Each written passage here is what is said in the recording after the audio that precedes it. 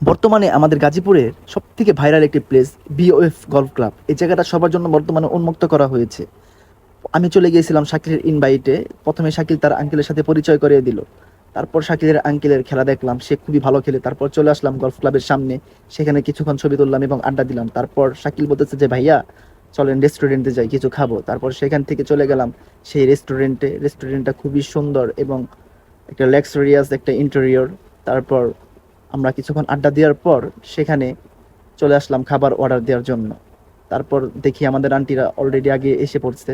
তারপর আন্টিদের সাথে সুন্দর একটা টাইম স্পেন্ড করলাম। তারপর শাকিল বলতেছে ভাইয়া চলেন রুপটপে যাবো, আপনাকে ঘোরাবো। তারপর চলে গেলাম সেই রুপটপে, যা দেখি বিশাল বড় একটি গলফ বল, যা কিনা সারা বাংলাদেশের ভিতরে সব থেকে ভার্চুয়াল বড় গলফ ক্লাবের বল।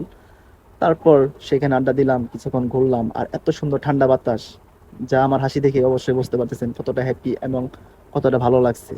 তারপর সেখানে আড্ডা দেওয়ার পর শাকিল আমাকে বলতেছে যে ভাইয়া কেমন লাগতেছে আপনার। তারপর আমি বললাম যে খুবই ভালো, এবং আলামিন বলতেছে ভাইয়া আমি এই প্লেসটা ছোট থেকে বড় হয়েছি এবং এই জায়গায় পড়াশোনা করছি। আমি বললাম আচ্ছা তাই।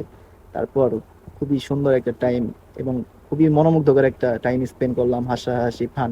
তারপর চলে আসলাম লন্ডন ব্রিজে, যদিও এটা লন্ডন ব্রিজ না, তারপরে আমি নাম দিয়েছি লন্ডন ব্রিজ। এবং সেখান থেকে কিছুক্ষণ আড্ডা দেওয়ার পর আমাদের আন্টিদের সাথে টাইম স্পেন্ড করার পর চলে আসলাম সেই ভালো রাজার নিজ হাতে বোনা গাছ, যা কিনা তার হাতিকে খাওয়ানো হতো হাতির যখন সিক থাকতো। তারপর দিঘির পাড়ে চলে আসলাম, দেখলাম একটা ভাসমান একটা জলকুটির, যা খুবই সুন্দর। আবার চলে আসলাম সেই গলফ ক্লাবের মাঠে। মাঠ অনেকগুলা মাঠ এই জায়গায়, আপনারা আসলে অবশ্যই ভালো লাগবেন। তারপর আমার খালাতো বোনরা, তাদের সাথে খুবই সুন্দর একটা টাইম স্পেন্ড করলাম এবং সবশেষে সুন্দর একটি দিন কাটলো এবং চলে আসলাম বাসার দিকে। সবাই ভালো থাকবেন, দেখা হবে অন্য একটি ব্লগে। আসসালামু আলাইকুম।